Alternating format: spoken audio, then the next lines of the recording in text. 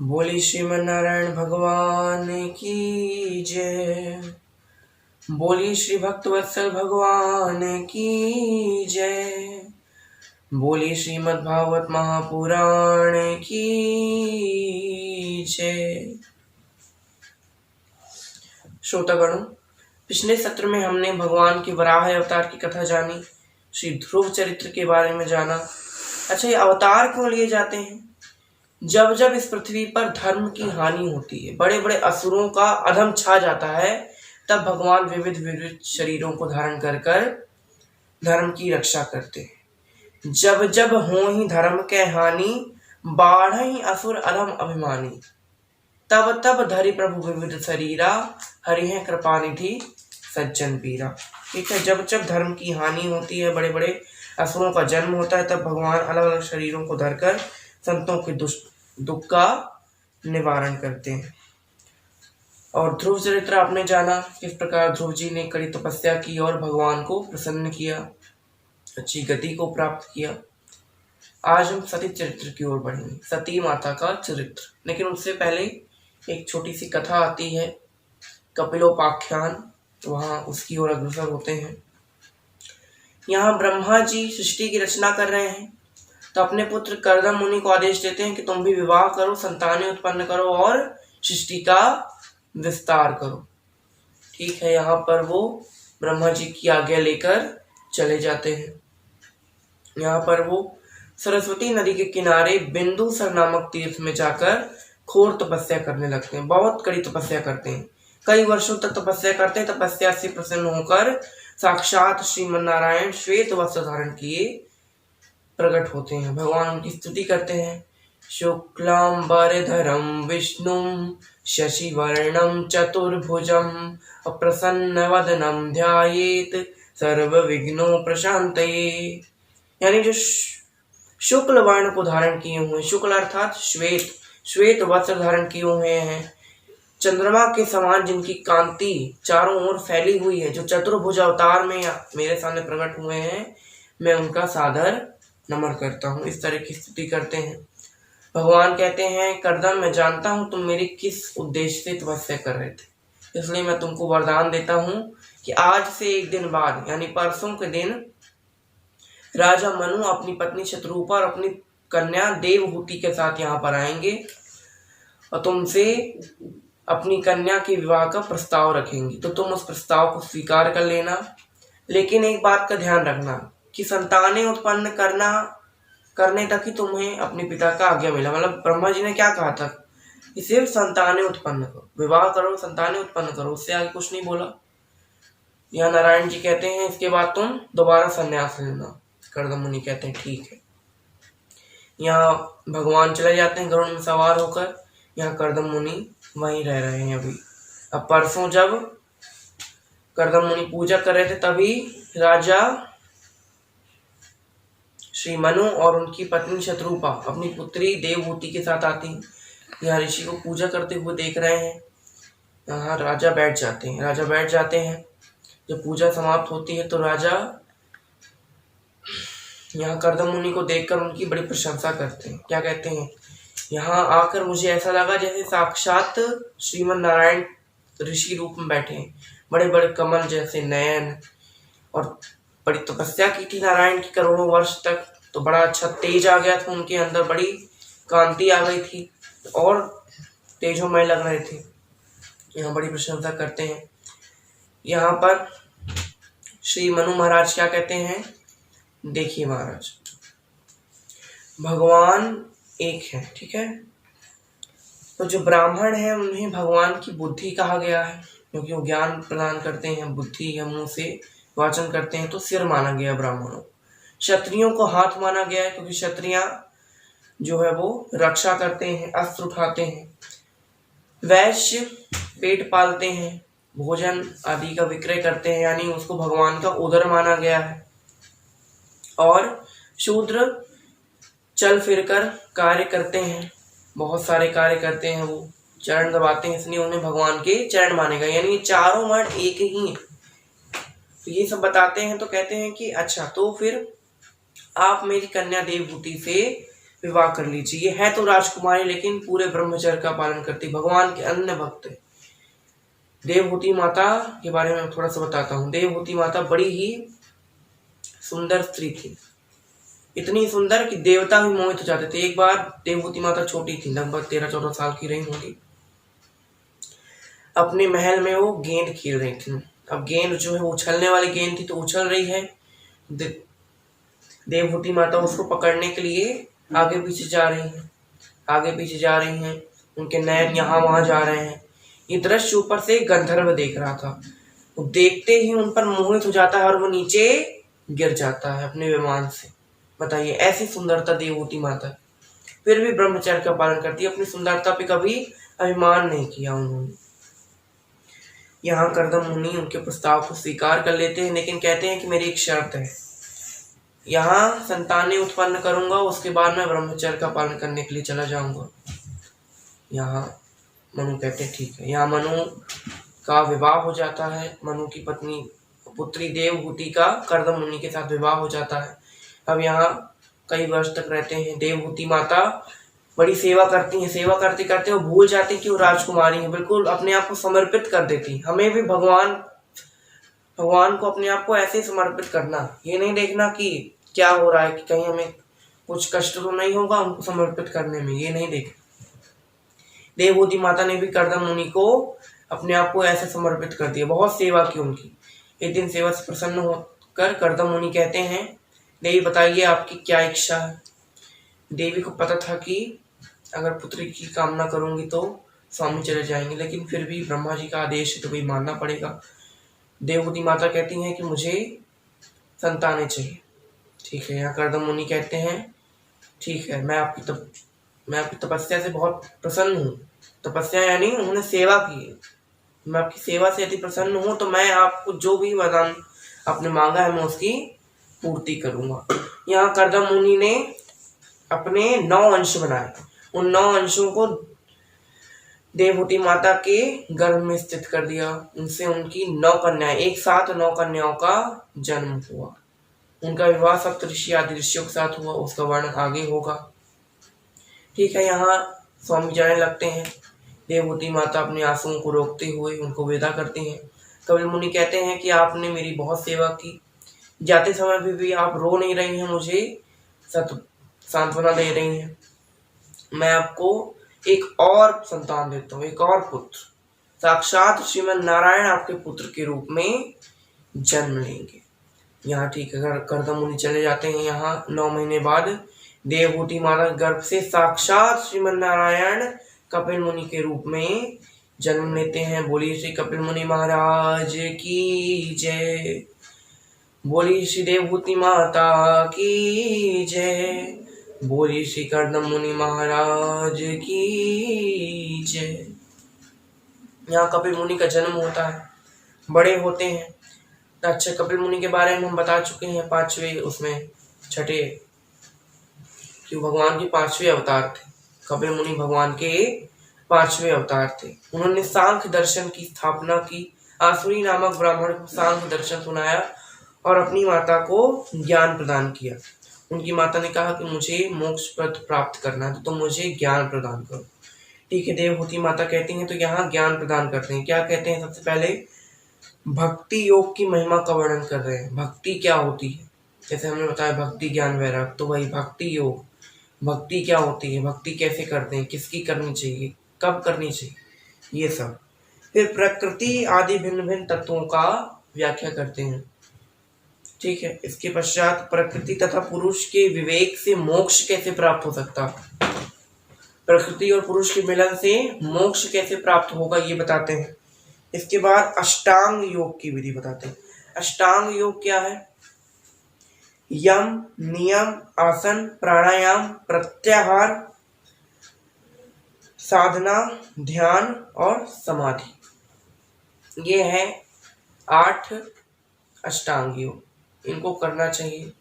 अच्छा, ये यम क्या है? यम 5 प्रकार के होते हैं। अहिंसा, सत्य, अस्तेय। अस्तेय यानी किसी की भी चीज को बिना पूछे उससे नहीं लेना है, उसे पूछ कर लेना है। अपरिग्रह, जितना जरूरी हो उतना ही संग्रह करो, उससे ज्यादा नहीं। और ब्रह्मचर्य, अपने आप को ब्रह्म को सौंप दो। उसके बाद नियम 5 बताए गए हैं। कौन कौन से हैं वो? शौच यानी बाहर की और भीतर की शुद्धि। इसके बाद संतोष, जितना मिला उतने में संतोष करना, उससे आगे न बढ़ना। फिर तपस्या करने, ब्रह्मचर्य का पालन करना। इसके बाद स्वाध्याय, बड़े बड़े पुराणों का अध्ययन करना, देवताओं के बारे में जानना, ये स्वाध्याय। फिर ईश्वर परिधान, यानी अपने आप को श्रीमन नारायण या जो भी आपके इष्ट हैं उनको समर्पित कर देना। समर्पण की भावना होनी चाहिए। जब तक समर्पण की भावना नहीं होगी तब तक कोई कल्याण नहीं होगा। तब ध्रुव और प्रहलाद जी के लिए भगवान क्यों आए? उनके मन में समर्पण की भावना थी। ठीक है, यहाँ पे अपनी माता को ज्ञान दे रहे हैं। अब यहाँ भक्ति और काल की महिमा का वर्णन करते हैं। ठीक है, फिर देह और ग्रह में आसक्त पुरुषों को गति कैसे प्राप्त होती है ये बताते हैं। फिर मनुष्य योनि में जो जन्म लेता है उसकी गति कैसे होती है ये वर्णन करते हैं। इसके बाद भक्ति योग की उत्कृष्टता बताते हैं। ये सब ज्ञान प्राप्त करने के बाद देवहूति माता को मोक्ष पद की प्राप्ति हो जाती है। मोक्ष पद की प्राप्ति हो जाने के बाद देवता कपिल मुनि की स्तुति करते हैं, उनकी एक विशाल आरती करते हैं। आइए हम भी कपिल मुनि की आरती उतारते हैं।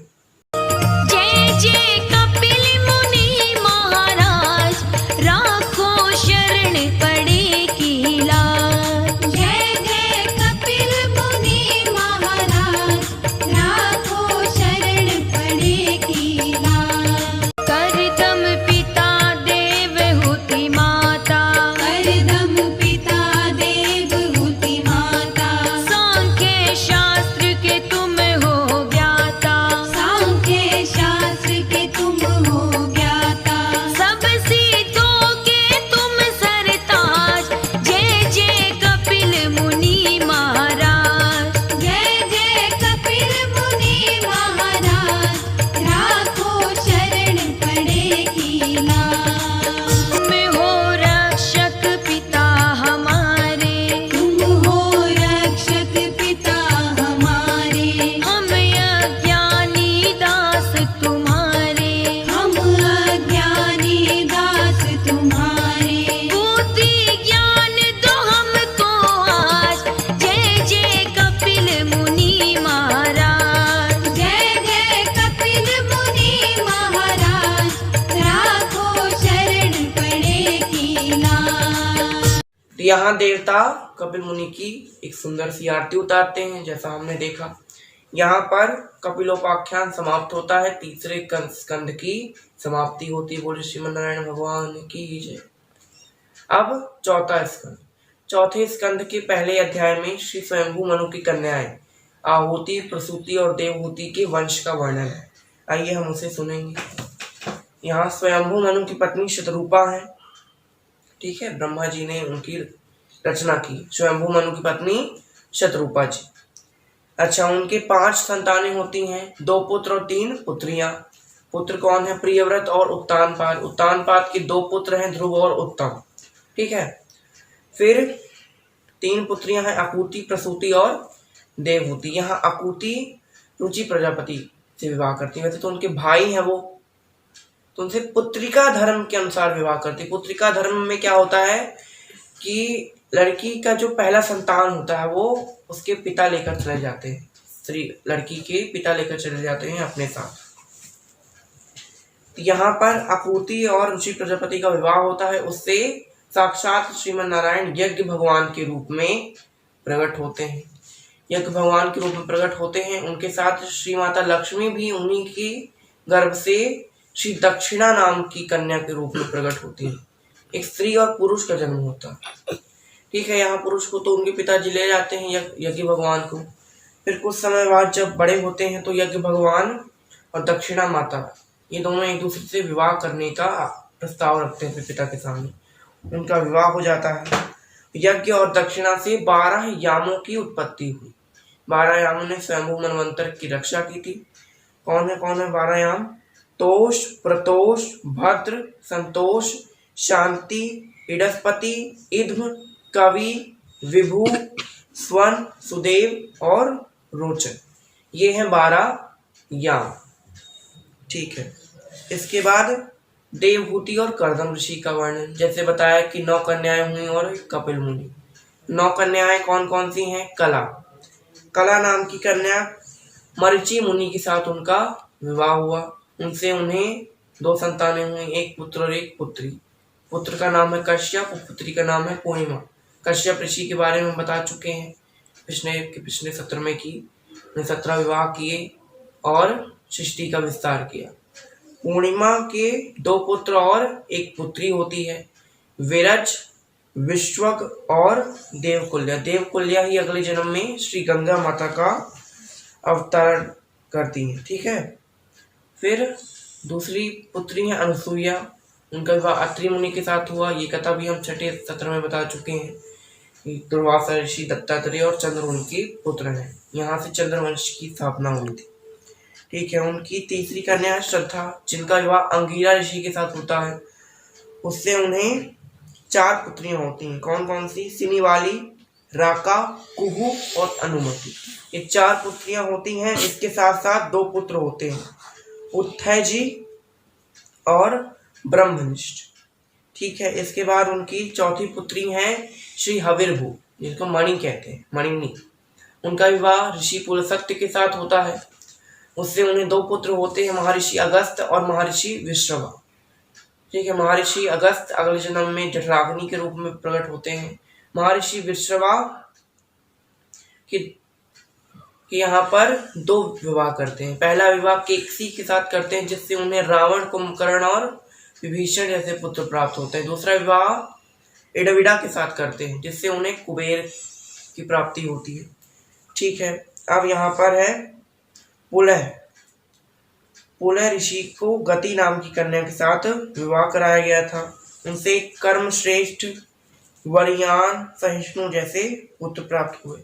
क्रिया नाम की कन्या क्रतु के साथ विवाह हो गया उनका, जिससे उन्हें दैदीप्यमान और बलिखल्य नाम के पुत्रों की प्राप्ति हुई। ठीक है। इसके बाद वशिष्ठ ऋषि से अरुंधति का विवाह कराया गया, जिससे उन्हें चित्रकेतु, सुरुचि, विरजा, मित्र, उल्धन, द्युमान और वसुभ्रान ऐसे पुत्रों की प्राप्ति हुई।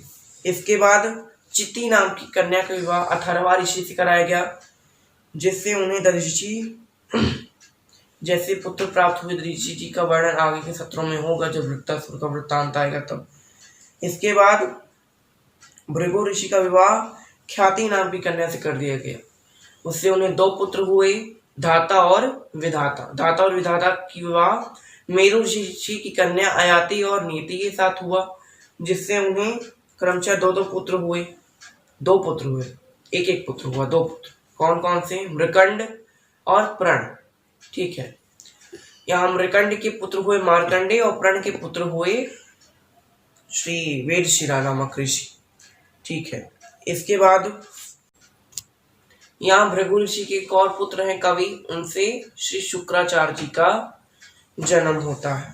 अब प्रसूति नाम की कन्या के वंश का वर्णन। उनका विवाह दक्ष प्रजापति के साथ हुआ, जिससे उन्हें 16 सुंदर सुंदर कन्याएं उत्पन्न हुई, जिनमें से 13 का विवाह धर्म के साथ करा दिया गया।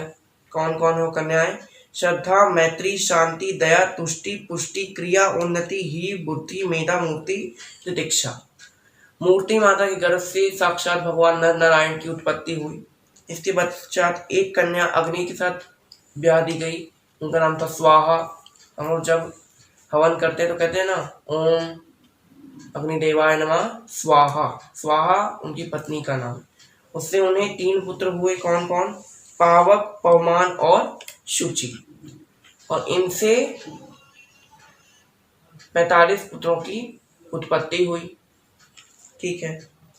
इसके पश्चात एक कन्या पितरों को ब्याह दी गई, जिसका नाम था स्वधा। जब हम पितरों का तर्पण करते हैं तब कहते हैं ओम नहीं बोला जाता, क्या कहते हैं? नमो स्वधा पितृदेवाय, यानी पितरों को तो प्राप्त हो, उनकी पत्नी स्वधा को भी ये तर्पण प्राप्त हो। इसके पश्चात एक कन्या महादेव जी को ब्याह दी गई, जिसका नाम था सती। यहाँ सती माता का चरित्र प्रारंभ कर। ब्रह्मा जी की आज्ञा से दक्ष प्रजापति ने बहुत तपस्या की माता भगवती की और उन्हें पुत्री रूप में प्राप्त करने का वरदान प्राप्त कर लिया। ठीक है। तो यहाँ पर दक्ष प्रजापति के यहाँ श्री माता वैष्णो देवी सती के रूप में जन्म होता है। उनका विवाह वो महादेव जी से बिना मन के करा देते हैं। ठीक है, यहाँ पर दक्ष प्रजापति एक बार एक बहुत बड़ी सभा का आयोजन किया उन्होंने। उसमें उन्होंने सबको बुलाया, देव, यक्ष, गंधर्व, नाग, सिद्ध, किन्नर, ब्रह्मा, विष्णु, महेश, सभी को बुलाया। उसमें सभी देवता अब यहाँ पर दक्ष के आने का इंतजार कर रहे हैं, यजमान के आने का इंतजार कर रहे हैं। यहाँ भोलेनाथ जी बैठे हुए हैं। भोलेनाथ जी को जैसे ही कोई खाली समय मिलता था तो वो राम नाम का जप करने लगते थे। यहाँ महादेव जी जैसे ही आंख बंद करते हैं वैसे दक्ष प्रजापति आ जाते हैं। सभी देवता आदि सब खड़े हो जाते हैं, ब्रह्मा और शिव बैठे हुए हैं। ठीक है, यहाँ पर दक्ष देखता है शिव जी को, देखता बड़ा क्रोधित होगा। क्या कहता है, ये अमंगलकारी शिव भूत प्रेतों के साथ रहने वाला हम देवताओं के बीच में बैठने के योग्य नहीं। ब्रह्मा जी तो मान लो मेरे पिता हैं तो वो नहीं खड़े हुए तो कोई बात नहीं, लेकिन मैंने तो उसे अपनी पुत्री दी है, अर्थात मैं इसके पिता समान हूँ, ये मेरे पुत्र समान है, तो इसे खड़े होना चाहिए था, नमस्कार करना चाहिए था, नहीं किया इसने। अब दक्ष ये मूर्तावश कह रहा है, उसको क्या पता कि शिव तो उसकी परदादा। कैसे, यहाँ एक बार जब शिव जी का विवाह हो रहा था तो विवाह में 3 पीढ़ियों के नाम होते हैं। तो यहाँ शिव जी से पूछा गया कि बताइए आपके पिता कौन है, बोले ब्रह्मा। ठीक है, तो बताया उनके पिता कौन है, कहा विष्णु। कहते हैं अच्छा उनके पिता, कहते हैं उनके पिता स्वयं हम ही, विष्णु के पिता स्वयं शिव जी। तो ऐसे भोलेनाथ है। तो यहाँ पर बड़ी निंदा कर रहे हैं कि मंगलकारी भूत प्रेतों के साथ रहने वाला हम देवताओं के बीच में उठने बैठने का नहीं। तो यहाँ पर जो महाराज जो सिद्ध पुरुष होते हैं उनकी निंदा भी उनकी प्रशंसा बन जाती है। कैसे प्रशंसा बन गई, अच्छा देखिए, यहाँ दक्ष प्रजापति ने क्या कहा कि वो देवताओं के बीच में बैठने के योग्य नहीं है। सही कहा, नहीं है भाई, वो देवताओं से ऊंचे आसन में बैठने के योग्य है, वो देवों के देव महादेव है। ठीक है, अब दूसरी बात क्या, ये भूत पिशाचों के साथ रहता है। भैया जब सभी लोग भूत पिशाचों को त्याग देंगे तो किसी को तो आश्रय देना पड़ेगा ना, वरना भूत पिशाच तो हमारे आगे पीछे रहेंगे। तो यहाँ उनकी जो निंदा है उसमें भी प्रशंसा छुपी हुई है। यहाँ भोलेनाथ जी कुछ नहीं कहते, भोलेनाथ जी एकदम शांत है। यहाँ नंदी को बड़ा क्रोध आता है, वो श्राप देते हैं जिस मुख से तूने शिव जी की निंदा की है वो मुख बकरे का हो जाएगा। यहाँ दक्ष कोई प्रभाव नहीं पड़ता। यहाँ महादेव जी कैलाश आते हैं, सती माता से कुछ नहीं कहते। उन्हें लगता है कि कहीं सती माता को बुरा लग जाएगा। ठीक है, यहाँ पर दक्ष प्रजापति अग्नि में जल रहे हैं, प्रशोध की ज्वाला है। उन्होंने एक और यज्ञ का आयोजन किया, फिर सबको बुलाया, लेकिन महादेव जी को नहीं बुलाया। अब यहाँ और इससे ही बड़ा यज्ञ किया था उन्होंने, उत्तराखंड में किया था। तो आकाश मार्ग में उस दिन बड़ी चहल पहल थी। मान लीजिए जिस आप लोगों के मोहल्ले में जो शादी वगैरह होती होंगी, जिस घर में होती होगी, तो फिर उसके घर के सामने बड़ी बड़ी गाड़ियां खड़ी होती होंगी, बड़ी बड़ी आवाजें आती होंगी, अरे वो ले आओ, अरे ये ले आओ, अरे वो सामान गाड़ी में रख दो, अरे वो आई कि नहीं, अरे वो आया, ये सब बातें होती रहती हैं। ठीक है, तो यहाँ पर आकाश मार्ग में भी बहुत सारी चहल पहल है। अब यहाँ नारद जी को पता था कि माता को न्योता नहीं दिए गए। नारद जी जानबूझ के, बताया ना ब्राह्मण देवता हमेशा कलह कराते हैं। नारद जी जानबूझ के कहते हैं माता वो तैयार नहीं हुई क्या, मुझे लगा कि मैं आपके साथ चलता। माता कहती हैं कहाँ जाना नारद जी। कहते अरे आपको नहीं पता, आपके पिता ने इतना बड़ा यज्ञ का आयोजन किया है, आपको नहीं बुलाया क्या। नारद जी कहते हैं, नारद जी को पता है कि माता को ये बात भी नहीं पता कि झगड़ा हो गया। नारद जी कहते हैं लगता है महादेव जी सभा की बात भूले नहीं। देवी कहती हैं कौन सी सभा। नारद जी पूरी कथा बताते हैं। देवी कहती हैं सही में मेरे पिता, क्या बताऊं मैं उनका, मैं कुछ कर नहीं सकती। ये सब जो बातें हुई ये तो जग हंसाई कराने वाली बातें हैं, तो मुझे अपने पिता को समझाना पड़ेगा कि वो महादेव जी से बैर न मोल। ठीक है, यहाँ कैसे बताएं अपने। माता महादेव जी के पास जाती है, महादेव जी से क्या कहती हैं, चलिए मेरे पिता ने यज्ञ का आयोजन किया। महादेव जी कहते हैं न्योता आया है क्या। देवी ने कहा अरे मैं तो उनकी पुत्री हूँ, मुझे कैसा न्योता। महादेव जी कहते हैं आप जाइए, मैं नहीं आऊँगा। देवी कहती हैं अरे हम किसी क्या नहीं चाहेंगे, तो कोई हमारे यहाँ नहीं आएगा। महादेव जी कहते हैं अच्छा है, नहीं आएगा। 10 संसारिक लोग आएंगे, 50 संसारिक बातें करेंगे, उसके घर में ये हो गया, उसके घर में वो हो गया, उसके घर में उसने जन्म लिया, उसके घर में उसकी मृत्यु हुई, उसके आज विवाह हुआ, उसके कल, ये सब बातें करेंगे। इससे अच्छा है कि हम यहाँ पे शांति से श्री राम नाम का जप करते रहें। देवी कहती है अरे आप समझते नहीं है, मुझे जाना, मैं जा रही हूँ।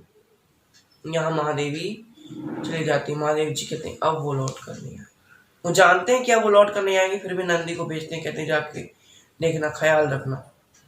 यहाँ माता जाती, यहाँ सभा का आयोजन होता है, सभी लोग सभा में आए हैं। अच्छा, जैसे कि कोई भी शुभ कार्य होता है तो गणेश जी का आह्वान करते हैं, है ना। चाहे आप जो भी करें, श्रीमद् भागवत करें या फिर कोई कथा करें या कोई भजन करें या कोई संध्या प्रकरण कर रहे हैं, तो श्री गणेश जी का वंदन अवश्य करना है। तो पहले के जमाने में जब गणेश जी का प्रादुर्भाव नहीं हुआ था, तब जब भी कोई सभा होती थी तो 3 आसन रखे जाते थे। भले न्योता दिया हो या ना दिया हो, 3 आसन रखे जाते थे। किसके किससे? एक ब्रह्मा जी का, एक विष्णु जी का और एक शिव जी का। यहाँ सती माता आती हैं, क्या देखती हैं कि ब्रह्मा जी का आसन रखा है, विष्णु जी का आसन रखा है, लेकिन भोले बाबा का आसन नहीं रखा। इतना बड़ा अपमान। यहाँ वो कुछ बोलने ही जाएं, उससे पहले दक्ष प्रजापति ने कहा तुमको किसने बुलाया, क्यों आई हो यहाँ, अपने पति जैसी हो गई हो क्या, बिना बुलाए कहीं भी आ जाती हो। यहाँ पार्वती माता, सती माता क्या कहती हैं, देखिए मैं चाहूं तो अभी आपका अंत कर दूंगी। क्यों कहा उन्होंने? कोई साधारण देवी थोड़ी ना है, वो साक्षात दुर्गा का स्वरूप है, साक्षात भद्रकाली महाकाली स्वरूप है। लेकिन मैं नहीं चाहती कि इतिहास कभी ये कहे कि एक पुत्री ने अपने पिता का अंत कर दिया। मुझे बहुत दुख है कि आपने मुझे पाला, इस शरीर को आपने भोजन कराया, इस शरीर को आपने पाला, इस शरीर का जन्म आपसे हुआ, इसलिए मैं इस शरीर को ही नष्ट कर दूंगी। ये शरीर ही नहीं रहेगा तो मैं अपने महादेव जी की निंदा कैसे सुनूंगी। वहां यज्ञ हो रहा था, यज्ञ में सती माता कूद जाती। यहाँ महादेव जी बड़े क्रोधित हैं। महादेव जी की आंखें खुलती हैं, वो अपनी जटा से एक बाल निकालते हैं, उससे वीरभद्र नामक ग्रह का प्रगट होता है। वीरभद्र से क्या कहते हैं, जाओ दक्ष के यज्ञ का विध्वंस कर दो, कुछ ना बचे, जितने देवता सब आए हैं सबका नाश कर दो और दक्ष का सर काट लाओ। वीरभद्र जाते हैं, बड़ा प्रलय मचा रहे हैं, यहाँ दक्ष का सर काट लिया जाता है। अच्छा, पहले जब कोई अनुष्ठान हुआ करते थे तो भले ही उसमें कोई ना कोई बाधा जरूर आ जाए, लेकिन फिर भी अनुष्ठान को बीच में नहीं छोड़ सकते, वो धर्म का कार्य है और बीच में छूटा तो अमंगल ही अमंगल होंगे। यहाँ ब्रह्मा और विष्णु भोलेनाथ से कहते हैं देखिए, उसने निंदा तो की, लेकिन धर्म का कार्य हो रहा था, बीच में रुक गया, संसार में संतुलन हो जाएगा। यहाँ महादेव जी कहते हैं ठीक है। दक्ष को बकरे का सिर लगाया जाता है, जैसे नंदी बाबा ने कहा था बकरे का सिर हो जाए, बकरे का सिर लगाया जाता है। बकरे का सिर लगाने पर वो भगवान की स्तुति करते हैं, बम बम बम बम, बहुत अच्छी स्तुति करते हैं। आइए हम भी उस स्तुति को सुनते हैं।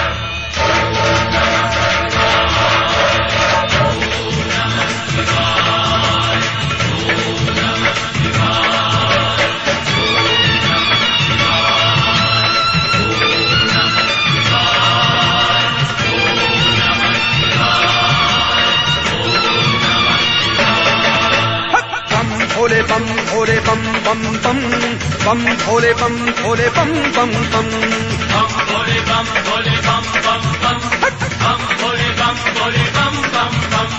यही वो तंत्र है, यही वो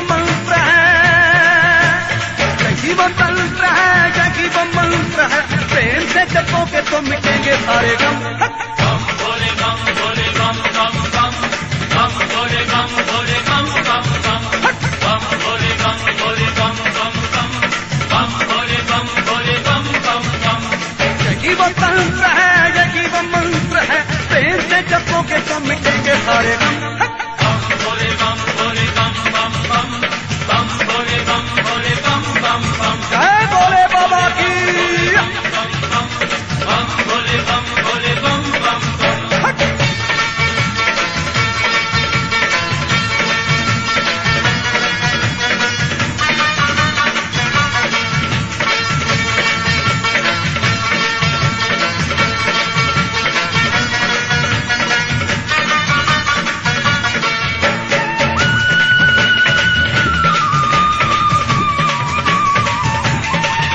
कभी योगी कभी भोगी कभी बाल ब्रह्मचारी, कभी आदि देव महादेव पुरारी।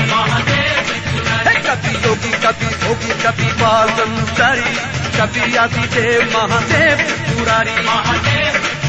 कभी शंकर कभी शंभु कभी भोले भंडारी, नाम है बेअंतोरे जग बलिहारी।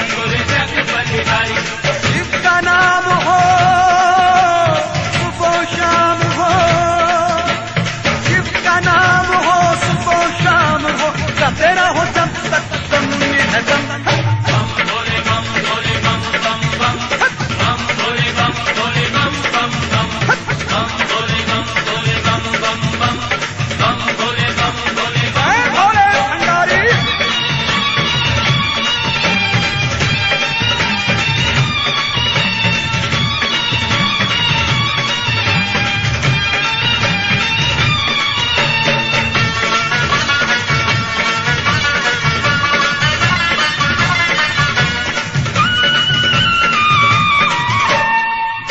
प्रजापति जब हंकारा, त्रिशूल से शीश उतारा। दक्ष प्रजापति जब हंकारा, त्रिशूल से शीश उतारा। माफी मांगी होश में आयो, बकरे का तब शीश लगायो। आशुतोष भोले बाबा भय परसन, बकरे ने मुख से जो बोली बम बम। बम भोले बम भोले बम बम बम, बम भोले बम भोले बम बम बम, बम भोले बम भोले बम बम बम, बम भोले बम भोले बम बम। जय भोले बाबा।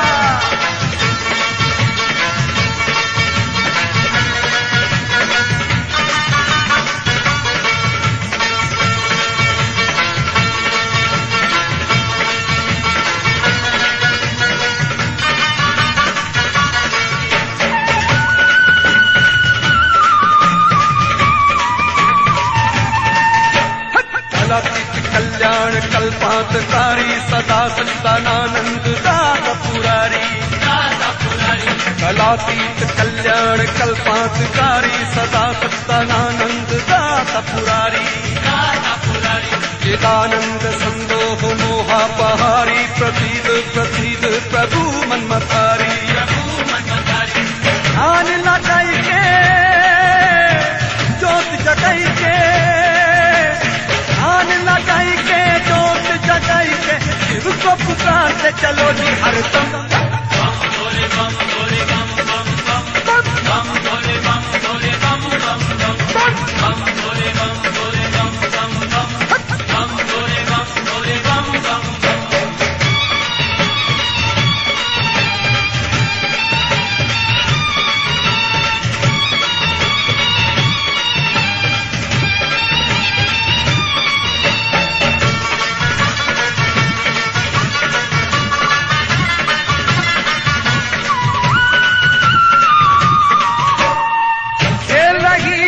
जटा में गंगा, बाजे डमरू पी कर गंगा। खेल रही है जटा में गंगा, बाजे डमरू पी कर गंगा। सत्तर खाल बगंबर गंगा, मेरो जोगी मस्त मलंगा। गुरुदास मांगे तेरी नजर करम। बम भोले बम भोले बम बम बम, बम भोले बम भोले बम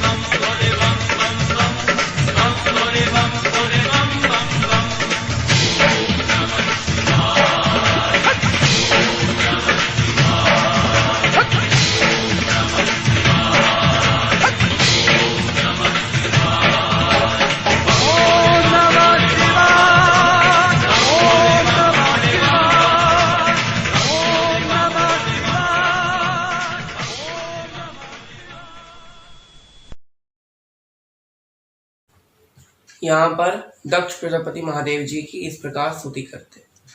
महादेव जी आंशिक रूप से प्रसन्न होते, क्योंकि अंदर से तो दुखी हैं, प्रसन्न होते हैं। और जब भी कोई उन्हें इस शब्द से पुकारता है, बम भोले बम भोले बम बम भोले, इस तरह, तो उन्हें अपने ससुर की याद आ जाती है और वो उस भक्त की मनोकामना अवश्य पूरी करते हैं। यहाँ पे भाई यज्ञ तो हो गया, लेकिन महादेव जी दुखी हैं और सती माता को लेकर चारों ओर घूमने लगते हैं। सती माता के शव को देखकर बहुत दुखी, बहुत रोते हैं। ऐसे थोड़ी ना कहा गया है कि प्रेम की पराकाष्ठा देखनी तो कहीं महादेव और पार्वती माता, सती माता माँ पार्वती माता ही की है ना। तो यहाँ पर महादेव जी तीनों लोकों में घूम रहे हैं सती माता के शव को लिए हुए। अब यहाँ संतुलन बिगड़ जाता है सृष्टि का। कैसे? देखिए, ब्रह्मा जी हैं, वो रचना कार्य करते हैं, 3 देव, ब्रह्मा विष्णु महेश। ब्रह्मा जी रचना कार्य करते हैं, रचनाएं करते हैं। विष्णु भगवान पालन करते हैं, पालन विष्णु भगवान करते हैं। इसलिए कहते हैं कि श्रीमन नारायण की भक्ति ज्यादा करनी, ब्रह्मा जी की ज्यादा कोई भक्ति नहीं करता। श्रीमन नारायण की, भोलेनाथ की ज्यादा भक्ति होती है, क्योंकि वो गति सुधारने वाले और वो पालन करने वाले। यहाँ पालन का कार्य विष्णु भगवान को दिया गया है, संहार का कार्य शिव भगवान को। यहाँ शिव जी अब कुछ कर नहीं रहे, सती माता की शव में डूबे हुए हैं। तो ऐसा नहीं है कि अब शिव जी कुछ नहीं कर रहे तो ब्रह्मा जी कुछ नहीं कर रहे। रचनाएं हो रही हैं, लेकिन यहाँ मृत्यु नहीं हो रही, संहार नहीं हो रहा, तो यहाँ असंतुलन हो रहा है। तो यहाँ श्री विष्णु ने अपना चक्र चलाया, आंशिक एक अदृश्य रूप से अपने चक्र को चलाया। तो उन्होंने सती माता के शव के 52 टुकड़े कर दिए, उनके शरीर के 52 टुकड़े किए, जो अलग अलग जगह 52 शक्तिपीठों के नाम से प्रसिद्ध हुए। वहां माता के एक एक अंग या एक एक गहने गिरे, जैसे कामाख्या शक्तिपीठ, हिंगलाज शक्तिपीठ, शारदा माता हमारे शहर में। ठीक है, ये है शक्तिपीठ। यहाँ हमने शक्तिपीठ का भी थोड़ा बहुत जान लिया बातें।